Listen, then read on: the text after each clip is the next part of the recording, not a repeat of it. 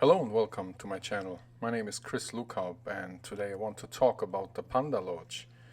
There's for sure a lot of videos on the internet, on YouTube about the Panda Loach, and there's a lot of videos about shrimp as well. And here you can see why the Panda Loach is such a special fish. Of course, it's the juveniles that are so spectacularly patterned or colored. Here's not a color, it's just a black and white, and that's clearly no colors, but it has a real effect. And I was invited in 2015 to a conference. I gave a couple of talks about shrimp with my friend Dilvin, and we decided that after those talks we want to go to the mountains that have not been far away of this city where I have given the talks and the presentations. So we decided to go in nature and check for shrimp, and rather by accident that I found the Panda Loach in one of the creeks together with the shrimp. I want to tell you about this. And when I approached the creek, like from 4 to 5 meters, already I could see something black and white in one of the pools moving fast. And this is the problem when you want to film them.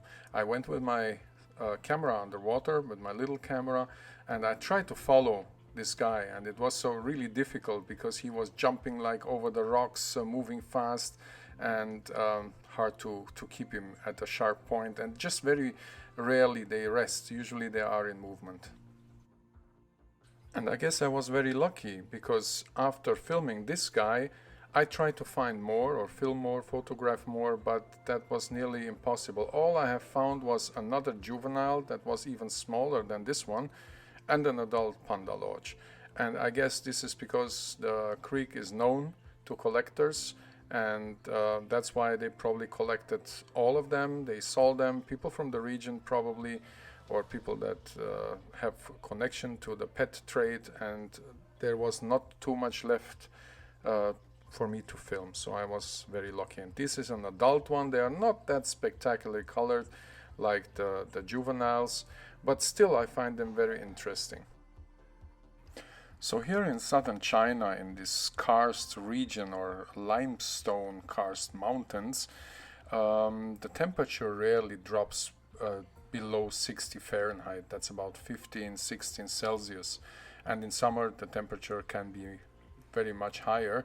But in general, here these creeks, they are cooler creeks. They go between 68 to 75 Fahrenheit. That's about 20 to 24 degrees Celsius. And as you have seen, the creek, it's a lot of oxygen. The water is very clear. So if you want to keep them in an aquarium, don't keep them in a nano tank. I've seen that very often, that people show them in nano tanks, but this is not a species to keep in nano tanks. So the tanks need to be a little bit bigger. I would recommend current, so a very good filter with a lot of outflow, especially also because of the oxygen that they definitely need. So they need a high oxygen. The pH should be between 6.5. That's so typical for this region, that the creeks have a pH 6.3, 6.5, and then probably up to 7.5. The hardness from 36 to 270 ppm is not a problem. So if you ask me about the diet of this fish, and as you can see, they graze on the rocks for algae plus microorganisms that grow there, so that is the main food. Of course, if you give them time to time frozen bloodworm or live bloodworm, they will eat them as well, but you have to take care that they don't eat them or get them all the time, because too much protein doesn't do them well. So what I give mine at home is this, it's called snail pudding. It's developed for snails, but they really love it. And also from Natureholic, I give them the spirulina tabs, and that also works great. So there's also, you can feed them vegetables, and there is a variety of foods that you can give them, including frozen foods that they also like the bloodworms or blackworms, whatever they find in the creeks as well. Taking photos in nature is a difficult thing. Even if this creek was shallow, clear, that could be the best condition, but just with one Panda Loach, that makes it difficult, because you don't want to stress the animal out, and you try to do the work quick, take a couple of shots, but a lot of shots have been unsharp. There was one sharp like this one, but there 80% have been unsharp. The Loach was fast moving, and without flash, it's just difficult to have the animal in the right moment. But I'm happy that I could observe it in the habitat, because for me it's always important that I look at the habitat, how one animal live that I keep, so then if I return I know what I could improve in the aquarium or how I can make them happy, what condition, etc. So, but we have been here because of the shrimp. So I found, of course, shrimp in this creek as well, like in so many creeks in these karst regions, they have shrimp. So in the same habitat with the Panda Loach, I found two species of freshwater shrimp. One from the genus Caridina, and in this case is Caridina stellata. A shrimp back then in 2015, when I was there, it was still undescribed, and biologists from the University of Foshan in the province Guangdong in China described it in, I think the paper was published in June 2022, so it's pretty new description. And this Caridina is very close to Caridina serrata and cantonensis morphologically, but it looks, if you compare them, like Caridina rubropunctata that we know from Vietnam.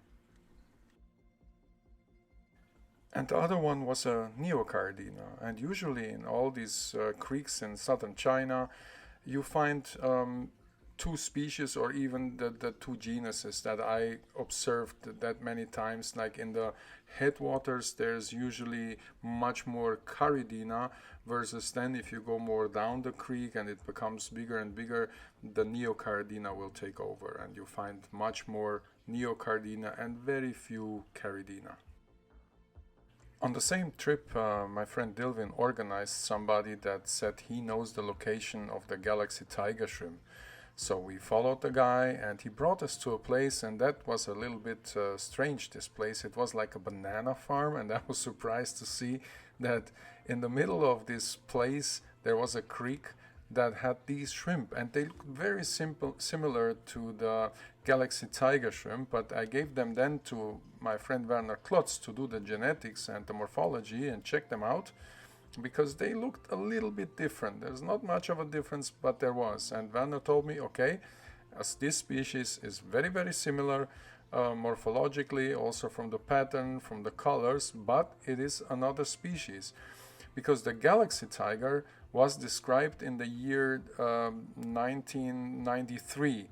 And because they found the type shrimp in a cave, it got the name Caridina cavernicola. It looks very, very similar, but it's two different species. So just to make it clear, the species that was in the trade and was traded under the name Caridina galaxy tiger is now genetically the same with Caridina cavernicola. The one that I found with Dilvin on this trip is another species that just looks very similar. So in fact, Caridina cavernicola was described, or it's more or less a redescription of the species, because when Caridina cavernicola was described in 1993, there was not much of information on color. Also, the very typical and important morphological features, they have not been described well. So now the authors from this university in southern China, they made a real description or a real redescription of the species. So now that we know the exact features and genetics, we can really say that it is the same as Caridina cavernicola.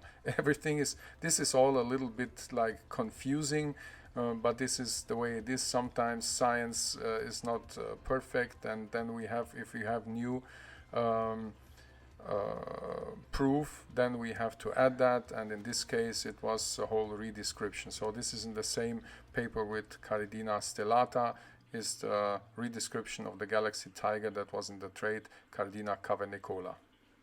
And when I looked at the creek, there was still plenty of shrimp in it, so this showed me that the collectors have not been yet collecting the shrimp for the trade. I found like 20 to 30 shrimp per square meter, so that's the typical amount of shrimp when a creek is still healthy and in a good shape and not affected by any collectors.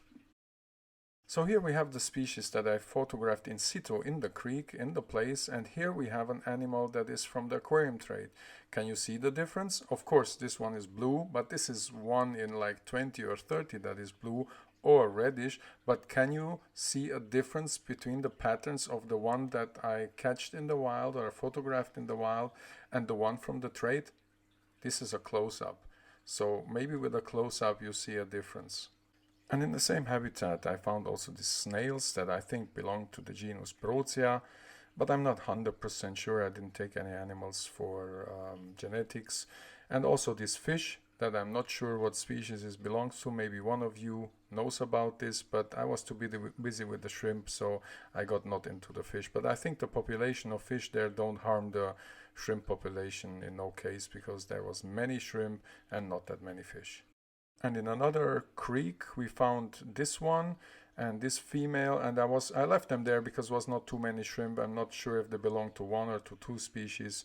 They look like two species, but it could be very well also just one. So with the last slide of the day, they brought me to this habitat where they told me this is the location of Caridina aura blue, a species that I always wanted to find. I had a photo from the early 2000s and I knew it was blue, and this is the animal they showed me. Not too many around, but I could photograph one or two, and this is the animal that I remember as Caridina aura blue. I got it like 2004, 2005, I don't remember so well, but I was looking for them. So thanks a lot for watching the videos. I will not ask you to subscribe. For me that is not the important thing. For me it's important that you look at the habitats and maybe get something out of it. If you like the video you can do it, give it a like or whatever, but you don't have to. Yes? So this is my message for today. Thanks a lot. I'll see you at the next video.